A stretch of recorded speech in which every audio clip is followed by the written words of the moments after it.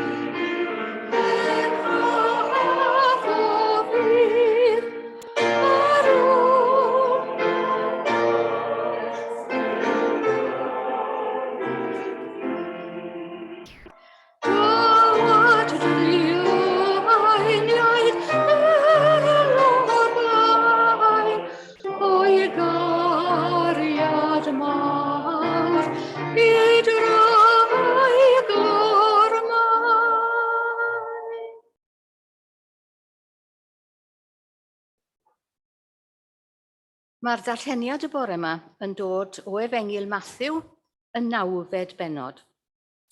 Ac mae yna ddau ddarn i'r darlleniad. Cychwyn newydd i ddau berson cwbl wahanol. Iachau dyn wedi ei barlysu. Aeth Iesu i mewn i gwch, a chroesi'r môr, a dod i'w dref ei hun. A dyma hwy'n dod â dyn wedi ei barlysu ato, yn gorwedd ar wely. Pan welodd Iesu ei ffydd hwy, dywedodd wrth y claf, cod dy galon fy mab, mae ddeiwyd dy bechodau. A dyma rhai o'r ysgrifenyddion yn dweud ynddynt eu hunain, y mae hwn yn cablu. Deallodd Iesu ei meddyliau ac meddai, pam yr ydych yn meddwl pethau drwg yn eich calonnau? Oherwydd, prin sy'n hawsaf, a'i dweud, mae ddeiwyd dy bechodau, a'i yntau dweud cod a cherdda.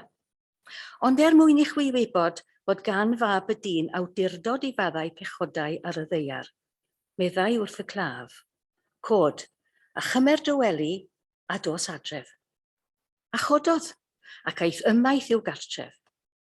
Pan welodd y tyrfawydd hyn, daeth ofn arnynt, a rhoesant ogoniant I ddiw, rhwng a roddodd y fath awdurdod I ddynion. Gnaw galw Matthew. Wrth fynd heibio oddi yno, gwelodd Iesu ddyn a elwyd Matthew yn eistedd wrth y dollfa, a dywedodd wrtho, canlun fi, cododd yntai a chanlynodd ef. Ac yr oedd wrth bryd bwyd yn ei dŷ, a dyma lawer o gasglwyr trethu ac o bechaduriaid yn dod ac yn cydfwyta gyda Iesu a'i ddisgyblion. A phan welodd y Phariseiaid dywedasant wrth ei ddisgyblion, pam y mae eich athro yn bwyta gyda chasglwyr trethu a phechaduriaid? Clywodd Iesu a dywedodd, nid ar y cryfion, ond ar y cleifion y mae angen meddyg. Ond ewch a dysgwch beth yw ystyr hyn, trigaredd a ddymunaf, nid aberth, oherwydd I alw pechaduriaid neu trai cyfiawn yr wyf fi wedi dod. Ac ar ôl darllen yr hanes, mi nes I feddwl, wel, sut beth, fath o brofiad oedd o I Matthew. A dyma fi'n ysgrifennu'r canlynol. Allwch chi ddychmygu'r peth? Nes I erioed feddwl y byddai fy mywyd yn newid cymaint mewn un eiliad. Diwrnod cyffredin arall, y bobl yn mynd a dod drwy strydoedd Capernaum, y môr yn las, a'r haul yn gynnes. Doedd dim byd yn wahanol y prynhawn hwnnw. Bleid fy ngwaith oeddwn I, casglu trethu i'r cesar. Roedd genim ni gasglwr trethu, enw drwg. Roedd rhai yn gofyn gormod ac yn pocedu'r gwahaniaeth, ond wnes I ddim o hynny.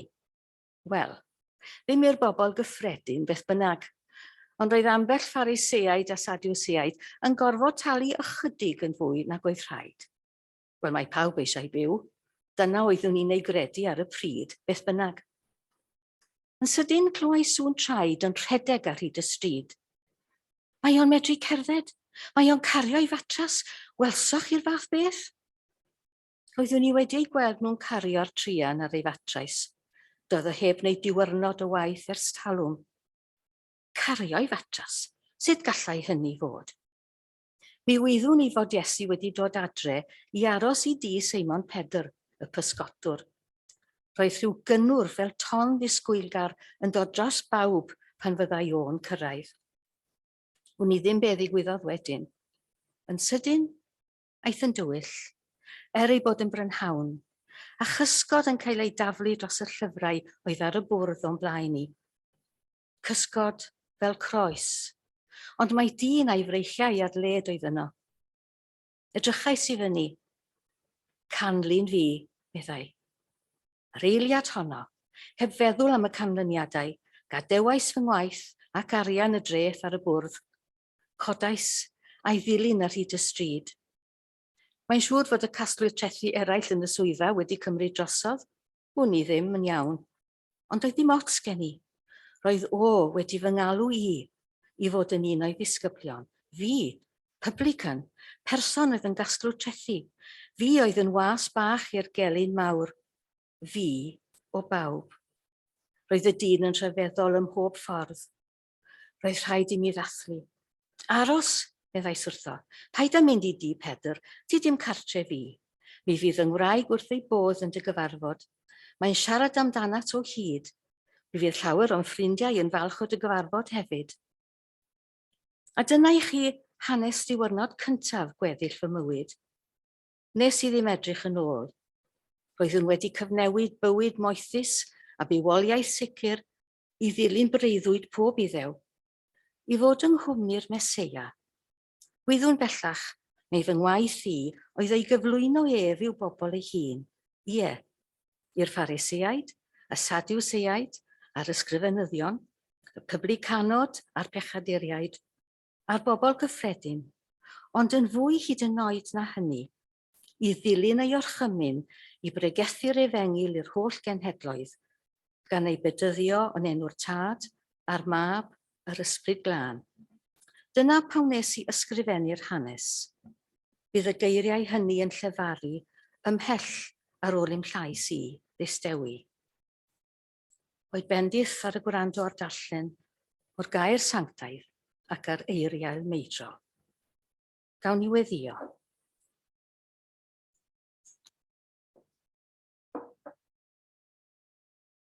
Fe ddyru Duw lle caffo ffydd, ar ôl pob croes rhyw drydydd dydd. Daw at dryeiniaid fel o'r blaen, o'i gariad mawr i dreiglo'r maen. Da ni'n dod ata ti'r bore yma o Dad.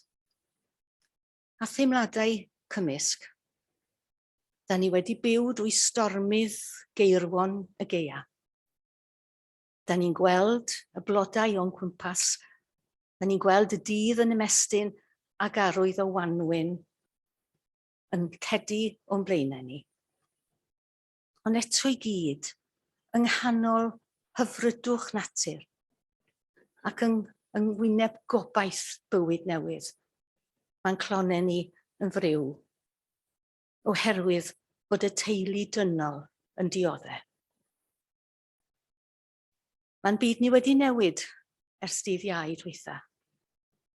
Ond ni na wedi gweld Rwsia, Putin yn arbennig, yn gorchymyn i filwyr i fynd i fewn i'r Wcrain.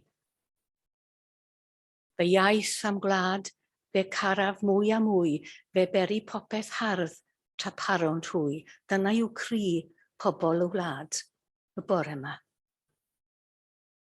A dyn ni'n gwybod o annwyl arglwydd Iesu, dy fod ti wedi byw ac wedi marw o dan ormes militaraidd, grym imperialaidd, oedd ddim yn ofni Duw nag yn parchu dyn. A dyn ni'n gwybod bod yna Gesar a Herod a'r daith yn ein byd ni'r bore yma. A dyn ni'n ofni. Ofni yn bod ni'n gweld diwedd yn planed, diwedd ein bodolaeth ni, ac eto da ni'n dweud, na. Na o Dad, os ydy'r byd yma'n cael ei ddinistrio, mae aberth y groes yn ofer, a fedrwn ni ddim derbyn hynny. Dyna pam da ni'n troi ata ti, fel fyddwn ni'n troi ata ti bob amser, mewn cyfnod o argyfwng ac o ofn ac o ddychryn, ac yn gofyn am dy arweiniad i. Wyt ti wedi rhoi dy arweiniad i ni? Wyt ti wedi anfon dy fab i'n argyhoeddi ni dy fod ti'n dad i ni, ac mae cariad yw'r grym mwyaf yn y byd. Wyt ti wedi anfon o i'n harwain ni fel tywysog tangnefedd? A da ni'n gwybod, dros y canrifoedd fel y mae dyn wedi gwrthod dy arweiniad i. Ond y bore yma, mae yna rhyw obaith, oherwydd da ni'n gweld y teulu dynol yn sefyll fel un ac yn dweud, atal dy law, Putin. Paid, fedri di ddim. Wyt ti'n mynd i ddinistrio dy hun a dy bobl dy hun a phobloedd y byd. A da ni'n diolch i ti yn bod ni wedi ffeindio ffyrdd i ddelio ar unben yma bydd yn ei frifo fo. A da ni'n gweddio'r bore yma dros bobl Rwsia, oherwydd mae nhw'n dioddau am fod ganddyn nhw arweinydd mor sâl. A da ni'n gweddio dros bobl Wcrain ac yn ei hedmygu nhw am ei dewrder, am sefyll. A da ni'n gofyn yn bod ni fel Cristnogion, y rhai sydd yn arddel y ffydd sy'n maddau, yn sefyll gyda Cristnogion Wcrain a Cristnogion a phobl drwy'r byd i gyd, yn sefyll yn enw y cariad a'n creodd ni, a'r cariad sydd yn maddau i ni, a'r cariad fydd yn cadw ni. Ac wrth i ni feddwl am yr hyn sydd yn digwydd yn y byd o'n cwmpas ni, mae'n meddyliau ni'n troi yn ôl at Gymru. A ni'n ei ar fi'n dathlu gwyl ein nawdsant. A ni'n cofio am deuluoedd da ni'n ei adnabod sydd mewn profedigaeth, deuluoedd sydd wedi colli rhai annwyl, teuluoedd eraill sydd yn gweld rhai annwyl mewn gwendid. A dyn ni'n diolch i ti o Dad am y ffydd sydd yn cynnal ni, y ffydd bydd gyda ni, yn ein harwain ni o fyd o amser i'r byd tragwyddo. Am bod ni'n gwybod fod ein harglwydd Iesu ni wedi cerdded trwy ddrws angau o'n blaenau ni, ac wedi dod allan yn fuddugoliaeth, yn fuddugoliaeth ni a'i fuddugoliaeth o dros angau ar bedd ar fore'r trydydd dydd. Ac wrth i ni fel hyn droi, a rhannu yn meddyliau a'n gilydd, a'n rhannu yn gweddiau a'n hofnau gyda thi, gawn ni funud o dawelwch mwyn i ni gael offrymu yn gweddiau personol.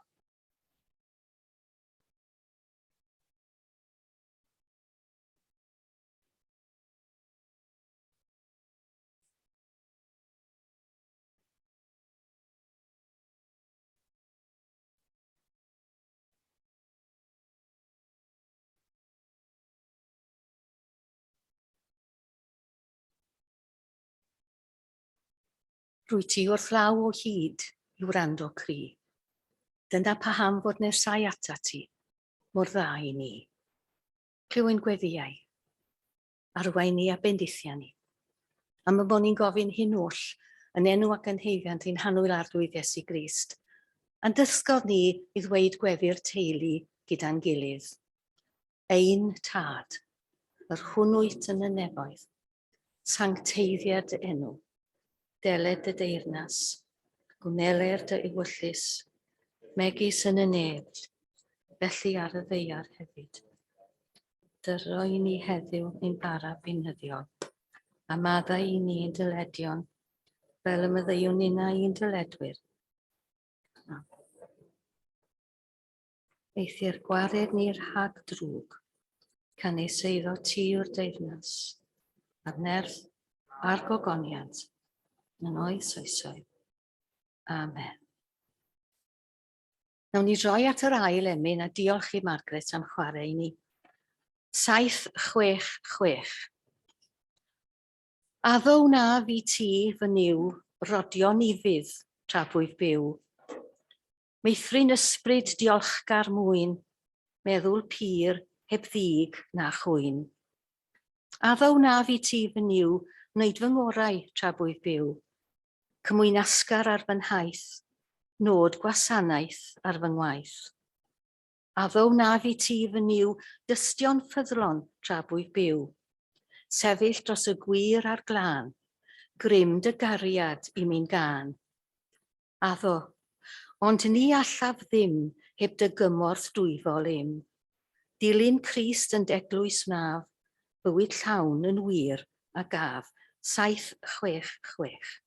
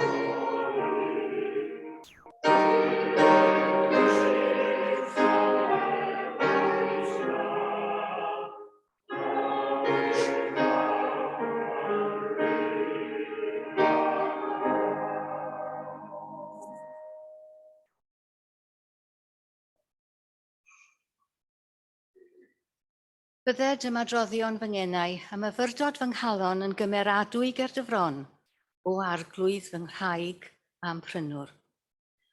Mi fydd yn hawdd i chi gofio'r testun y bore yma, y 9fed bennod o Mathew a'r 9fed adnod, a mae'n darllen fel hyn.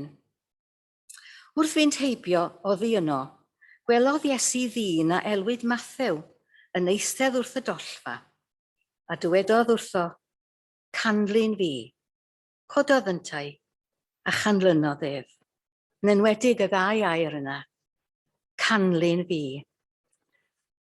Mae'n siŵr fod pob un ohono ni, rhyw dron yn bywydau wedi clywed y llais yn galw, neu fysa ni ddim yma'r bore yma. 10 oed o'n i, a mi ddoth Tom Nefyn i bregethu i ystod gynlais, fanno o'n i'n byw ar y pryd. Noson waith oedd hi, a'n had a fi yn cerdded i lawr o'r pen ros lle o'n i'n byw i Gapel Sardis, ac oedd o dan i sang, ac oedd ni'n hwyr.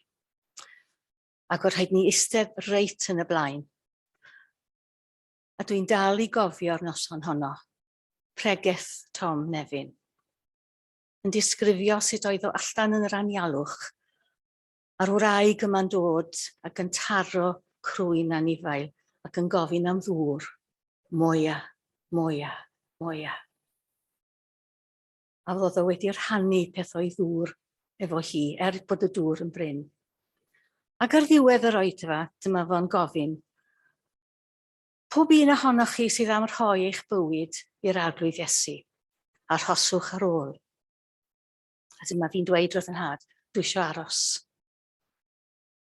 Dwi'n ei faint ohono ni oedd yna, ond o'na ti hanner dwsin, dwi'n siŵr. A Tom Nefyn yn dod ac yn rhoi ddwylo ar yn penne ni bob un yn y tro, gofyn yn henwe ni, yn gweddio, ac yn gofyn i Dduw yn bendithio ni ac yn defnyddio ni. Do, mi glywes i'r llais yn galw canlyn fi.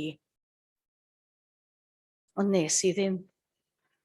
Nes mod i'n dod yma i Bethesda, ac yr ail sil o fai i 995, mi glywes i'r llais eto. A'r tro yma, mi nes i wrando, a cheisio dilyn. A dyna oedd profiad Mathew. Publican. Da ni'n arfer meddwl am publican fel rhywun sy'n cadw tŷ tafarn, y public house. Ond yr un gwreiddyn ydi o, arian y bobl gyffredin, arian y werin, the public purse. A dyma oedd gwaith y casglu'r trethu. Oedd casglu yr arian yma. A wyddwch chi, oedd pob peth yn cael ei drethu.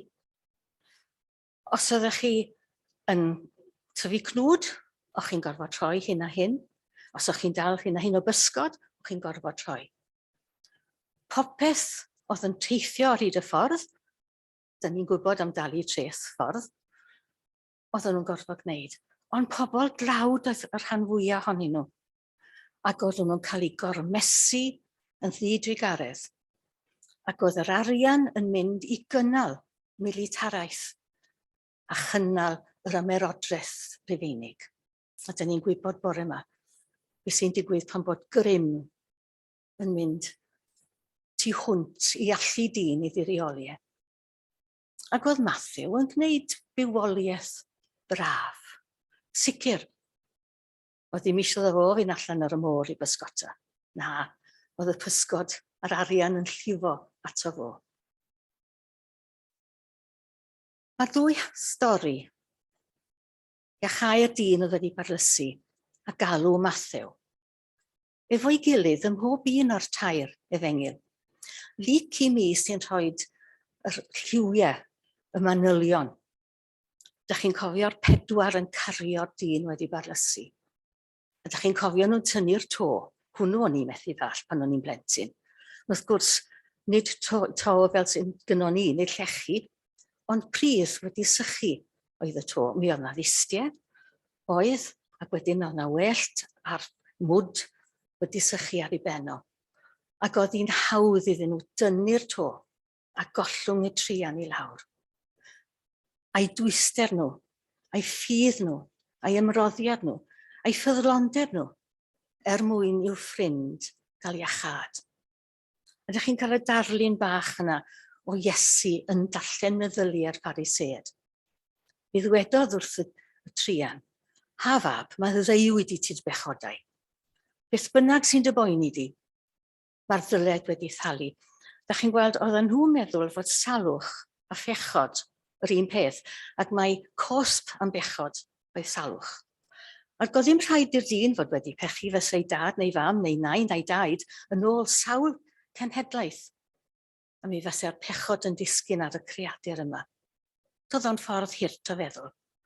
A Iesu'n dweud wrth y Pharisëaid, ar ôl iddo fo ddweud wrth y dyn fod i bechodau fe wedi maddau, beth sy'n mwyaf anodd? Mae ddeuw di ty bechodau neu dweud cod a cherfa. Ac oedd y Pharisëaid do'n nhw'n gwybod be i ddweud. A dwi'n dychmygu Iesu'n ysgwyd i law ac yn codi'r trian. A'r nerth, a'r iechyd, a'r cryfder yn dod yn ôl i'r corff. A mae o'n cario'i fatras ac yn mynd adre. Un felly yw Iesu o Nazareth gyda chi. Y maflodd mewn dyn ar y llawr. Fe'i dygodd ar diwdod yn un, mae o'n rhyfeddod. Ac mae o'n dal i godi'r tlawd a'r anghennus, a rhoi bywyd newydd iddyn nhw. Ac wedyn mae o'n mynd heibio'r dollfa. A mae Mathew yn fanno. A Iesu'n dweud, canlyn fi. A mae Mathew'n codi ac yn gadael pob peth. Mi oedd yn ddyn arbennig. Oedd Iesu'n chwilio am dîm, ac mewn tîm mae angen pobl a gwahanol ddoniau. A dyna pam fod yr eglwys mor llwyddiannus. Yna le i bawb yn yr eglwys. Mae gynnon ni gyd yn rôl i chwarae. Dyn ni gyd wedi cael doniau gwahanol. Yna bobl yma sy'n gallu coginio yn wych fedra i ddim. Dwi'n cyfadde. Mae yna lawer iawn o bethau yna fedra i ddim o'i gwneud nhw. Ond mae yna bethau eraill y medrai. Ac ond i ni gyd wneud beth da ni'n medru wneud. Ei lwyddwn ni. Mathew. Be oedd gan Mathew i gynnig? Oedd yr hen bysgotwyr wedi arfer cydweithio. O'n nhw'n gryf, o'n nhw'n gallu codi'r hen rhwydi llawn o bysgod. O'n nhw'n gallu bod yn ddewr yn gwyneb y storm. Ond y Mathew yn gorfod gweithio, dweud y gwir. Be oedd ganddo fo i gynnig? Oedd o'n ddyn dysgedig, fel Iesu, oedd o'n medru 4 iaith. Yr Aramaig, adre, yr Hebraig o ysgol y synagog, y Roeg oedd yn iaith rhyngwladol, a Lladin oedd yn iaith masnach ac yn iaith y gyfraith ac yn iaith y rheolwyr. Ac oedd rhaid i Mathew fedru ymdrin efo pob math o bobl. Y bobl oedd yn dod a'u cynnyrch, oedd yn cofio gwynebau ac enwau, oedd yn cofio ffeithiau. Tro dweitha nes di ddod, dwi'n cofio'r peth ar peth. Oedd gynno fo gof eithriadol. Ac oedd o'n arfer cofnodi yn fanwl. Dyna chi un peth fydda dwi ddim yn dda am i wneud. Cofnodi yn fanwl. Oedd gynno fo ddoniau gwahanol i'r lleill. Ac mae angen o ar Iesu, fel rhan o'r tîm, fel mae o'n yn angen i gyd. Mae Luc yn ychwanegu rhywbeth at yr hyn dyn ni wedi ddarllen. Mae Mathew, fel modd o ddathlu cychwyn newydd yn ei fywyd, mae e'n cael gwledd fawr yn ei di. Dwi'n gobeithio bod i'w wraig yn well na fi am wneud bwyd. Ond mae'n siŵr bod gynnyn nhw farwnion, oherwydd oedd yn ddyn cyfoethog iawn. Oedd o wedi llwyddo, mae'n siŵr, i gymryd rhyw chydig o be oedd yn dod iddi gyfeiriad o a'i rhoed o'n i bocedi hun, a dyn ni'n nabod wlad Weriniaeth sydd wedi gwneud hynny'n helaeth iawn. Ac mae'r gwirionedd o'r hyn sy'n digwydd wedi bod yn digwydd yn Rwsia yn dod i'r amlwg. Ac mae o'n gwneud y wledd mawr yma. A pwy sy'n dod? y publicanod a'r pechaduriaid, y bobl oedd y Phariseaid yn eu casau, yn eu dilorni, maen nhw gyd yn dod. A mae Iesu'n agor ei freichiag, agor ei galon, ac yn dweud, nid ar iach mae angen meddyg, ond ar y cleifion, y bobl sydd ar goll, sydd angen arweinydd. Wel, beth oedd rôl Matthew? I waith o, fel oedd o'n i weld o, fel mae'r Efengil yn dangos i ni, oedd dangos i'r Iddewon, mae Iesu oedd y Meseia. Da chi wedi ceisio argyhoeddi rhywun da chi'n nabod yn dda, a'ch bod chi'n iawn a bod nhw'n anghywir. Mae'n anodd. Mae'n fwy anodd efo pobl da chi'n ei adnabod. Ac oedd Matthew yn cychwyn o'r gwaelod. Oedd o'n publican, oedd o wedi cael ei wrthod, ond oedd o'n gorfod esbonio ac argyhoeddi y Phariseaid a'r Sadduseaid, yr ysgrifenyddion, mae Iesu oedd y Meseia. Yr un oedd wedi cael ei anfon. A dyna pan bod ni'n darllen trwy Matthew, da chi'n cael rhyw ddywediad fel hyn, fel y cyflawnwyd yr hyn a ysgrifennwyd gan hwn a hwn, y proffwyd. Fel oedd yr Hen Testament yn tystio i ddyfodiad y Meseia, a fod Iesu wedi cyrraedd. Am ei fod e'n manwl yn cofnodi ac ag am fod gynno fo gof eithriadol, roedd Matthew wedi cofnodi dywediadau Iesu.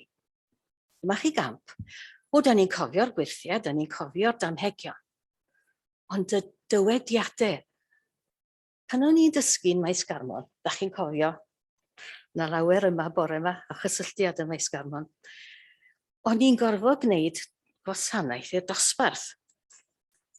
Ac o'n i'n stafell athrawon rhyw bore, ac oedd un o'r dynion, dwi'n yn cofio pwy, dwi'n reit dal oedd o, os dwi'n cofio, yn dweud, dwi'n gofod gwneud gwaith, dwi'n gofod gwneud gwasanaeth i'r dosbarth. Lle dwi'n ffeindio y bregaeth ar y mynydd? Chwilia yn Matthew 5, meddwn ni. Sut wyt ti'n gwybod hynny? A dwi'n brolio'n hun yn aml. Am meddwn ni fod gynnau radd anrhydedd mewn astudiaethau Beiblaidd.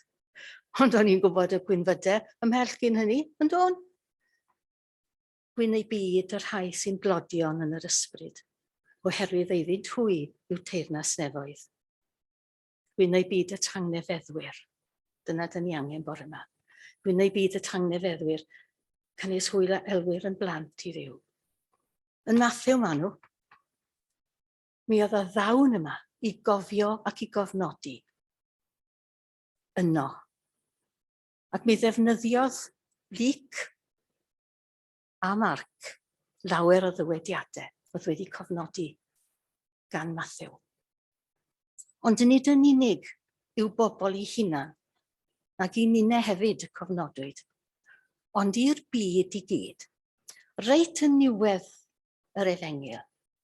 Mae'r darn dwi'n ei ddefnyddio fo, mae pob gweinidog yn ei ddefnyddio fo wrth i ni fedyddio plant 28, reit yn y diwedd. Mae Iesu yn gorchymyn, ac mae e'n dweud yn adnod 19. Ewch gan hynny, a gwnewch ddisgyblion o'r holl genhedloedd, gan ei bedyddio hwy yn enw'r Tad a'r Mab a'r Ysbryd Glân. Nid yn unig mae Matthew yn cyflwyno'r Iesu i'w bobl ei hun, ond mae e'n cyflwyno'r Iesu i'r byd i gyd. A dyna yw'n gwaith ni ne, argyhoeddi yn cyd Gymru. Mae'n dipyn o job, yn tydi. Fod ganddo ni waredwr, fod ganddo ni un sy'n yn gorchymyn ni ac yn cymell ni i'w ganlyn o. A fod yn cariad ni i ledu allan drwy'r byd i gyd. A dyna yw'r neges y bore yma. Canlyn fi. A boed i ddiw rhoi nerth ni fedru gwneud hynny. Yn enw ein harglwydd Iesu. Amen. Gawn ni orffen drwy ganu y trydydd emyn 746. 746. Dilynaf y migael drwy foes, amharch a gwaradwyd y byd. a dygaf ei ddirmig a'i groes, gan dynnu'r nefoedd o hyd. Mi rodiaf, drwy gymorth ei ras, y llwybr a gerddodd e fe. Ni rhyfedd os gwawdir y gwas, can sgwawd gafodd arglwydd yn e. Nid oes arnaf gwylydd o'i groes. Ei groes yw fy nghoron o hyd. Ei fywyd i'm gwared ar oes fy ngheidwad am prynodd mor ddrud. Dioddefodd waradwydd a phoen, a'r felltith ar galfar i fryn. Fan rhydedd yw canlyn yr oen.